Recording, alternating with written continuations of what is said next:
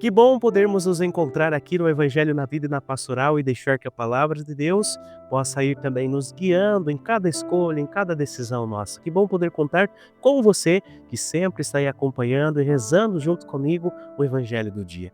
Vamos juntos rezar então hoje? Em nome do Pai, e do Filho e do Espírito Santo. Amém. Vamos lá? Evangelho de Lucas, capítulo 7, versículos do 11 ao 17, que vai dizer assim para nós. Naquele tempo, Jesus dirigiu-se a uma cidade chamada Naim. Com ele iam seus discípulos e uma grande multidão. Quando chegou à porta da cidade, eis que levavam um defunto, filho único, e sua mãe era viúva. Grande multidão da cidade a acompanhava. Ao vê-la, o Senhor sentiu compaixão para com ela e lhe disse: Não chores.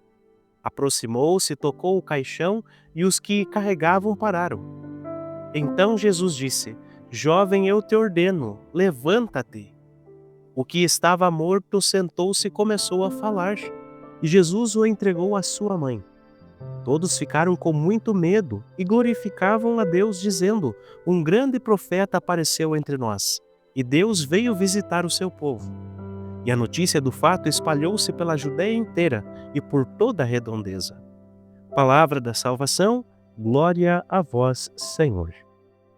Meus irmãos e minhas irmãs, olha que coisa bonita que nós somos convidados a vivenciar, né?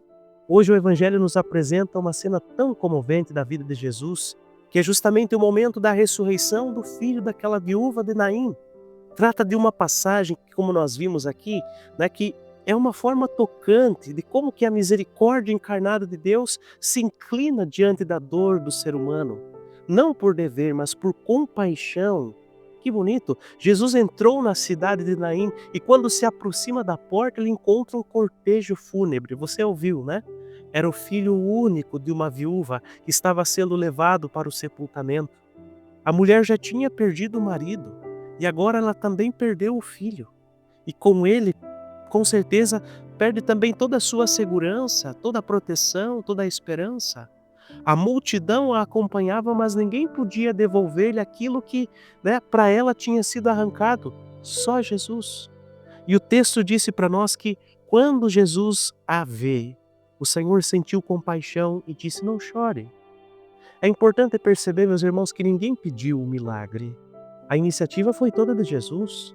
Ele viu a dor, comoveu-se, se aproxima da vida daquela mulher e agiu. O verbo compadecer-se, né?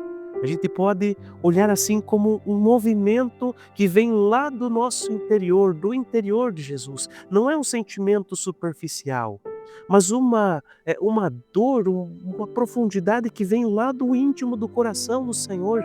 E Jesus toca o caixão, algo impensável para os judeus. E aquele contato com o morto podia torná-lo impuro. Mas Jesus toca e ordena: Jovem, eu te ordeno, levanta-te. E o que aconteceu? O jovem se sentou e começou a falar. E Jesus o entregou à sua mãe. Um gesto de total devolução da vida. Não é apenas um milagre no físico, é um sinal messiânico. Uma profecia viva de que Deus visitou o seu povo, como diz a multidão no final, né? Você ouviu? Onde Jesus está, a morte não tem a última palavra. Onde ele passa, a esperança é restaurada, o pranto se transforma em alegria. E este evangelho fala conosco hoje. Quantos de nós também carregamos, né, situações que nos conduzem à morte em nosso coração? Quantos carregamos sonhos perdidos, uma fé enfraquecida, relações que se quebraram, esperanças que estão soterradas, sufocadas? Jesus continua nos encontrando às portas das naíns da vida e ainda hoje se aproxima, vê o nosso choro e diz: Não chore.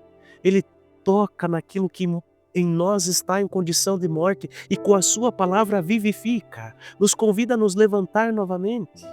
Meus irmãos, nesse dia em que celebramos, junto com toda a igreja, a memória de São Cornélio e São Cipriano, mártires, eles também experimentaram de maneira concreta a força dessa vida nova em Cristo. Que nós aprendamos também a doar-se até as últimas consequências.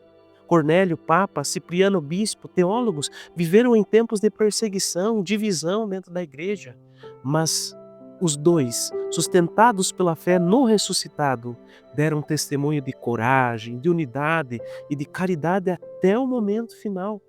Como Jesus devolveu o filho à mãe, Cornélio e Cipriano devolveram ao povo de Deus a confiança, a firmeza no meio das provações e se tornaram também para nós sinais vivos de que vida oferecida a Deus, mesmo no sofrimento, nunca é em vão.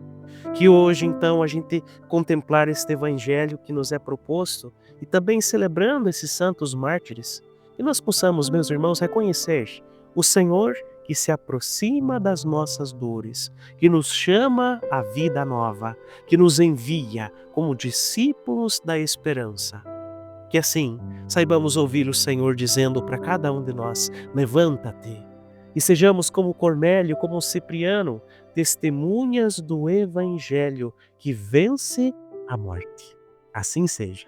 Então que desça sobre você a bênção de Deus Todo-Poderoso, em nome do Pai, e do Filho, e do Espírito Santo. Amém. Te espero amanhã aqui no Evangelho na Vida e na Pastoral.